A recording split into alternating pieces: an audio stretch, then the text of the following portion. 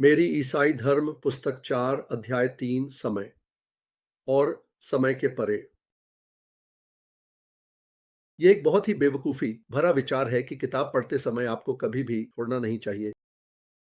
सभी समझदार लोग बिना किसी झिझक के उस अध्याय को छोड़ देते हैं जिसे वे बेकार समझते हैं। इस अध्याय में मैं कुछ ऐसा बात करने जा रहा हूं जो कुछ पाठकों के लिए मददगार हो सकता है, लेकिन दूसरों को यह केवल एक अनावश्यक जटिलता लग सकता है। अगर आप दूसरे प्रकार के पाठकों में से एक हैं, तो मैं आपको सलाह देता हूं कि आप इस अध्याय के बारे में बिल्कुल भी चिंता न करें, बल्कि अगले अध्याय पर जाएं। पिछले अध्याय में मुझे प्रार्थना के विषय पर चर्चा करनी पड़ी, और जबकि यह आपके और मेरे मन में अभी भी ताज़ा है, मैं उस कठिनाई पर चर्चा करना चाहूंगा जो कुछ लोगों को प्रार्थना के पूरे विचार के बारे में होती है। एक आदमी ने मुझसे कहा, मैं भगवान पर विश्वास कर सकता हूं, ठीक है, लेकिन जो मैं नहीं समझ सकता वह यह है कि वह एक ही समय में कई 100 मिलियन मानव बीइंग्स की प्रार्थनाओं पर ध्यान दे रहा है, जो सभी एक साथ उसे संबोधित कर रहे हैं। और मैंने पाया है कि काफी सारे लोग ऐसा महसूस करते हैं। अब सबसे पहली बात जो ध्यान देने योग्य है, वह यह है कि इसका पूरा तात्पर्य एक ही समय में के शब्दों में आता है। हम में से अधिकांश यह सोच सकते हैं कि भगवान किसी भी संख्या में प्रार्थनाओं का ध्यान रख सकते हैं अगर वे केवल एक एक करके आती, और उसके पास इसे करने के लिए अनंत समय था। तो इस कठिनाई के पीछे वास्तव में जो बात है वह यह है कि भगवान को कि क्षण में बहुत सारी चीजों को समेटना पड़ता है। खैर, यह बेशक हमारे साथ होता है।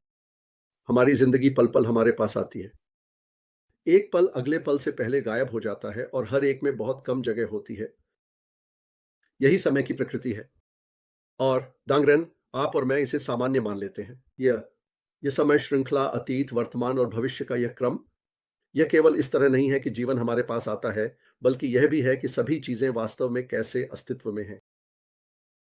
हम मान लेते हैं कि पूरा ब्रह्मांड और खुद भगवान हमेशा अतीत से भविष्य की ओर बढ़ रहे हैं, जैसे हम करते हैं। लेकिन कई विद्वान इस बात से सहमत नहीं हैं। यह धर्मशास्त्रियों थे जिन्होंने सबसे पहले यह विचार प्रस्तुत किया कि कुछ चीजें समय में बिल्कुल भी नहीं होती। बाद में दार्शनिकों ने इसे अपने हाथ में ले लिया, और अब कुछ वैज्ञानिक भी यही कर रहे हैं। लगभग निश्चित रूप से भगवान समय में नहीं है। उसकी जिंदगी एक के बाद एक पल में नहीं बनती है। अगर 1 मिलियन लोग आज रात 10:30 बजे उसकी प्रार्थना कर रहे हैं, तो उसे उन सभी को उस एक छोटे से क्षण में, जिसे हम 10:30 कहते हैं, सुनने की जरूरत नहीं है। 10:30 और दुनिया की शुरुआत से हर अन्य क्षण उसके लिए हमेशा वर्तमान है। अगर आप इसे इस तरह कहना पसंद करते हैं, तो उसके पास सुनने के लिए अनंत काल है। जब एक पायलट की प्रार्थना उस क्षण में होती है जब उसका विमान आग में दुर्घटनाग्रस्त होता है। यह मुश्किल है, मुझे पता है। चलो मैं कुछ ऐसा देने की कोशिश करता हूं जो बिल्कुल वही ना हो, लेकिन थोड़ा सा ऐसा हो। मान लीजिए मैं एक उपन्यास लिख रहा हूं। मैं लिखता हूं, मैरी ने अपना काम छोड़ दिया। अगले पल दरवाजे पर एक दस्तक आई। मैरी के लिए, जिसे मेरी कहानी के काल्पनिक समय में जीना है, काम छोड़ने और दस्तक सुनने के बीच कोई अंतराल नहीं है। लेकिन मैं, जो मैरी का निर्माता हूं, बिल्कुल भी उस काल्पनिक समय में नहीं जीता। उस वाक्य के पहले आधे हिस्से को लिखने और दूसरे हिस्से को लिखने के बीच मैं 3 घंटे तक बैठ सकता हूं और लगातार मैरी के बारे में सोच सकता हूं। मैं मैरी के बारे में इस तरह सोच सकता हूं जैसे वह किताब में केवल एक ही पात्र हो, और जितना चाहूं उतना समय बिता सकता हूं। और जो घंटे मैंने ऐसा करने में बिताए, वे मैरी के समय, कहानी के अंदर के समय में बिल्कुल भी नहीं दिखाई देंगे। यह एक उत्तम उदाहरण है, लेकिन यह केवल उस सत्य की एक झलक दे सकता है जिसे मैं मानता हूं। भगवान इस ब्रह्मांड के समय के प्रवाह द्वारा उतनी ही जल्दी नहीं होते जितनी कि एक लेखक अपनी कल्पित कहानी के समय में नहीं होता। उनके पास हम में से प्रत्येक लिए अनंत ध्यान है।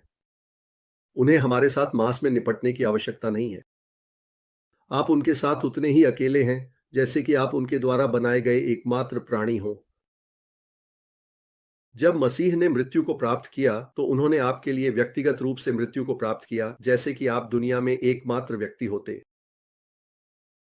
मेरे उदाहरण का टूटने का तरीका यह है, इसमें लेखक एक समय श्रृंखला, जो कि उपन्यास है, से बाहर निकलता है, केवल एक अन्य समय श्रृंखला, वास्तविक वाली, में जाकर।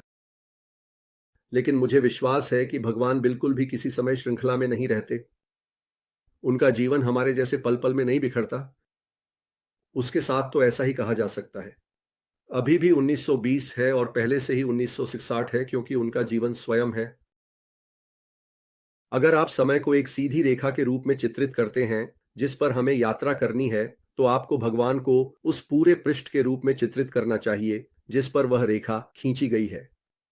हम एक-एक करके रेखा के हिस्सों तक पहुंचे हैं। हमें बी पर पहुंचने से पहले ए को पीछे छोड़ना होगा और हम सी तक नहीं पहुंच सकते जब तक हम बी को पीछे नहीं छोड़ते। भगवान ऊपर से या बाहर से या चारों ओर से पूरी रेखा को समेटे हुए हैं और इसे सब कुछ देखता है।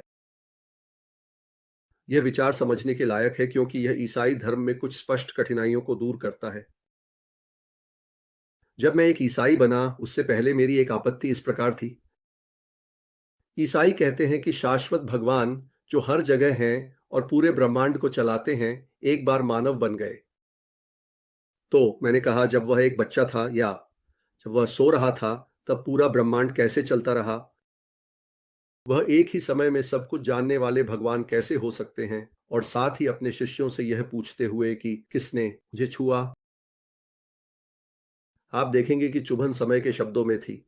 जब वह एक बच्चा था, तो वह एक ही समय में कैसे हो सकता था?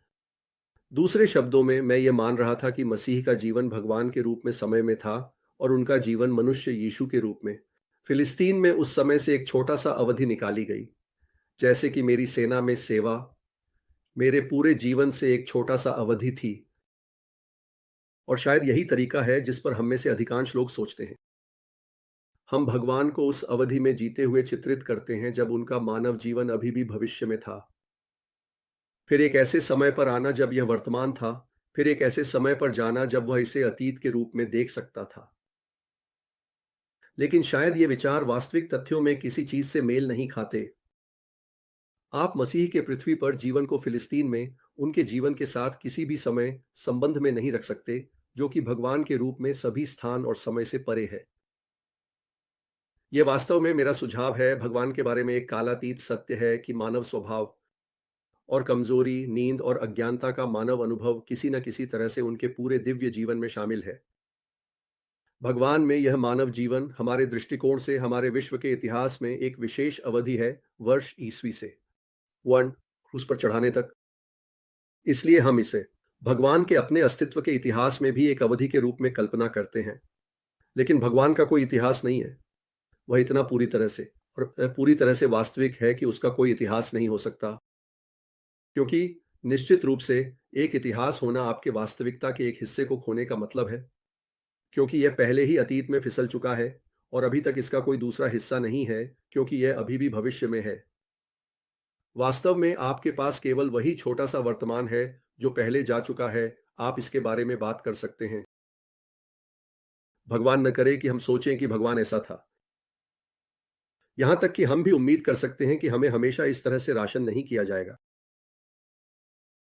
अगर हम मानते हैं कि भगवान समय में है, तो हमें एक और कठिनाई यह होती है। जो कोई भी भगवान में विश्वास करता है, वह मानता है कि वह जानता है कि आप और मैं कल क्या करने वाले हैं। लेकिन अगर वह जानता है कि मैं ऐसा करने वाला हूं, तो मैं अन्यथा करने के लिए कैसे स्वतंत्र हो सकता हूं? खैर, यहां एक बार फिर कठिनाई इस सोच से आती है कि भगवान हमारे जैसे समय रेखा के साथ आगे बढ़ रहे हैं। एकमात्र अंतर यह है कि वह आगे देख सकता है और हम नहीं देख सकते। खैर, अगर यह सच होता, अगर भगवान हमारे कार्यों को पहले से देख लेते, तो यह समझना बहुत मुश्किल होता कि हम उन्हें न करने के लिए स्वतंत्र कैसे हो सकते हैं। लेकिन मान लीजिए कि भगवान समय रेखा के बाहर और ऊपर हैं। उस मामले में जो हम कल कहते हैं, वह उसके लिए उसी तरह से दिखाई देता है जैसे हम आज कहते हैं। अब सभी दिन उसके लिए हैं। वह आपको कल चीजें करते हुए याद नहीं करता। वह आपको उन्हें करते हुए बस देखता है, क्योंकि हालांकि आप कल को खो चुके हैं, लेकिन उसने नहीं खोया। वह आपको कल चीजें करते हुए नहीं देखता। वह आपको उन्हें करते हुए बस देखता है, क्योंकि हालांकि कल आपके लिए अभी नहीं आया है, लेकिन उसके लिए आया है। आप कभी यह नहीं मानते कि इस क्षण में आपके कार्य किसी भी तरह से कम स्वतंत्र हैं, क्योंकि भगवान जानते हैं कि आप क्या कर रहे हैं। खैर, वह आपके कल के कार्यों को भी उसी तरह जानता है, क्योंकि वह पहले से ही कल में है और बस आपको देख सकता है। एक अर्थ में वह आपके कार्य को तब तक नहीं जानता जब तक आप उसे नहीं कर लेते, लेकिन फिर जिस क्षण में आपने उसे किया है, वह उसके लिए पहले से ही अब है। इस विचार ने मेरी काफ़ी मदद की है। अगर ये आपकी मदद नहीं करता तो इसे छोड़ दें। यह एक ईसाई विचार है इस अर्थ में कि महान और बुद्धिमान ईसाई इसे मानते हैं और इसमें ईसाई धर्म के खिलाफ कुछ भी नहीं है, लेकिन यह बाइबल या किसी भी सिद्धांत में नहीं है। आप इसे स्वीकार किए बिना या वास्तव में इस मामले के बारे में सोचे बिना भी एक पूरी तरह से अच्छे ईसाई हो सकते हैं। और हम अगले वीडियो में अगले अध्याय के साथ आगे बढ़ेंगे। देखने के लिए बहुत धन्यवाद। मैं तुम लोगों से प्यार करता हूं। जैसा कि टिगर कहता है, फिर मिलेंगे।